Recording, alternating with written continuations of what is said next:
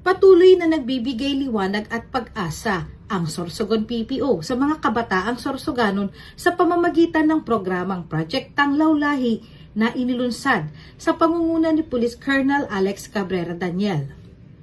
Layunin ng proyekto na itaguyod ang edukasyon, malasakit at pagkakaisa ng komunidad para sa kapakanan ng mga bata. Matapos ang matagumpay na pagtatapos ng unang batch na binubuo ng 51 daycare beneficiaries, inilunsad naman ang ikalawang batch na may 55 daycare pupils. Bukod sa pagbibigay ng inspirasyon at suporta, tumatanggap din ng financial assistance mula sa kapulisan ang mga benepisyaryo ng Project Tanglaw Lahi. Sa tulong naman ng iba't ibang stakeholders at partner organizations, nabibigyan din ang mga mag-aaral ng mga pangunahing pangangailangan sa eskwela tulad ng school supplies, uniform at iba pang kagamitan sa pamamagitan ng mga outreach program na isinasagawa ng PNP, katuwang ang OLCFI Sorsogon Chapter sa pamumuno ni Mrs. Marlene R. Daniel.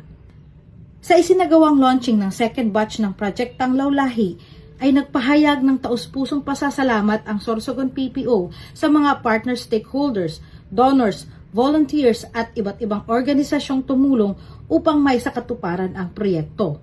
Kabilang dito ang OLCFI, Ginubat Sandigan Eagles Club NCR16, Rotary Club of Metro Sorsogon, Rotary Club of Pikawayan at mga sumuporta sa Zumba for a Cause ng SORPPO OLC.